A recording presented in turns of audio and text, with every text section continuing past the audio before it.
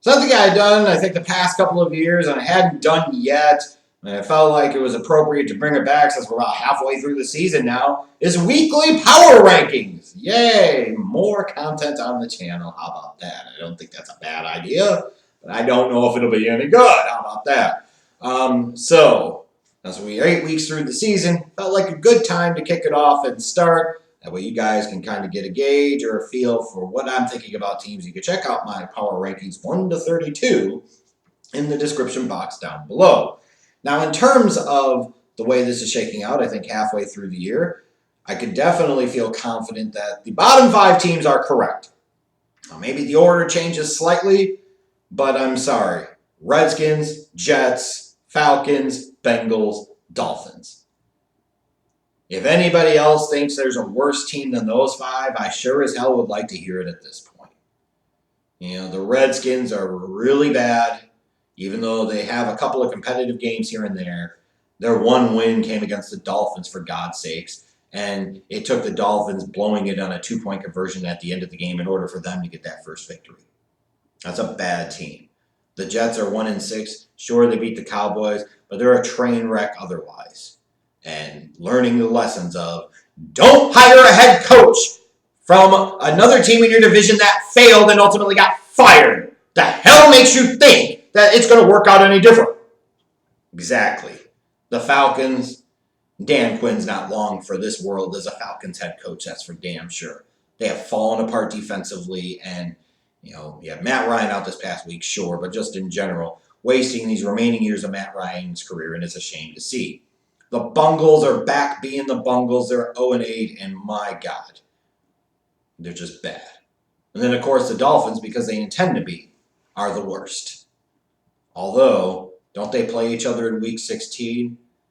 Man, could you imagine if both of those teams are 0-14 at that point going into that game? Oh, it would be so epic and awesome on so many different levels.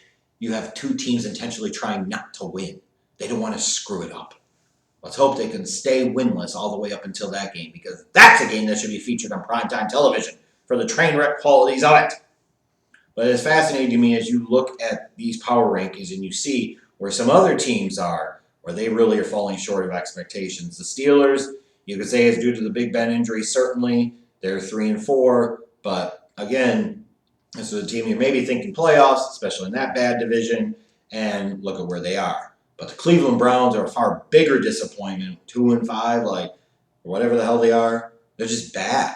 It's just a bad football team playing bad football. And you can say, well, they've been facing some good teams early on in the year. Yeah, but they were supposed to be a good team too, and they're not. Baker was supposed to be a star, and he's a bust. That's the way it looks right now. Man, oh man. Don't even get me started on my Bears. We all know the story there. And shit, the Chargers aren't really any better. This was a team, some people were picking to make a run in the playoffs. Some people were picking to win that division. I picked them to win the division. They're 3-5. Yep. They've been a massive disappointment as well.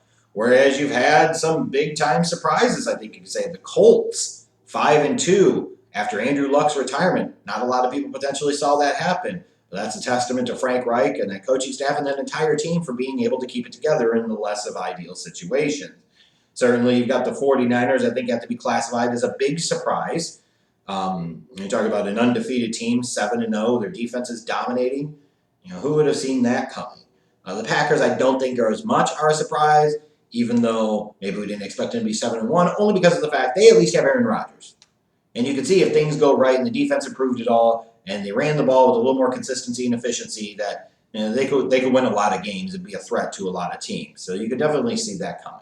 But some of these other ones, not so much. Now, looking at the top 10, I've got the Chiefs at 10 right now, but that's obviously more of a reflection of the fact that Mahomes is not in the lineup. Once he's back in there, you'll see them rise in the rankings a little bit. The Colts at 9, they've definitely earned that spot, even though they had to struggle to beat the Broncos on Sunday. Hey, not every win's going to be a walk in the park in the National Football League. The Cowboys, I've got at 8. Structurally, they look like a team that should be able to contend. But then, once they start playing good teams, the results seem to be vastly different. So, in a couple of weeks, they could be a little higher in these power rankings, or they could drop way down. 7, the Ravens. I don't know if I fully believe in them yet, but they're doing well, all things considered. 5-2. Lamar's had some good games throwing, and he's had some bad games throwing, but they are in the mix, and they are running away with that division. Run away and hide, Ravens! Run away and hide. Because Christ, at this moment, you got a chance to get a first-round bye in the AFC. And that's what's striking about this in general, is just how weak and soft the AFC is compared to the NFC. Like, even when you look at my top 10, sure, you've got the Patriots at number 1, and they're going for 16-0. But you look at it, the next 5 teams are all NFC. The next 5 teams are all NFC. And I don't think there's a big argument to be made that any of them should be dropped down that much. The Saints are at number 2. They're 7-1. I would put them over the 49ers at the moment only because I see the Saints as a more balanced, more complete team, and they're winning games without Teddy Bridgewater. And then they've won the past couple of weeks without Alvin Kamara. Now they've got Drew Brees back.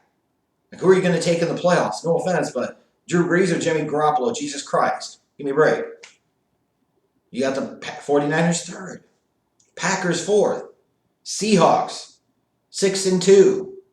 The Vikings. All that talk about the Bears blowing them, dominating them a few weeks ago. Here are the Vikings now. They're 6-2. They won 3 in a row. It's just crazy how this all works. Just crazy how this all works.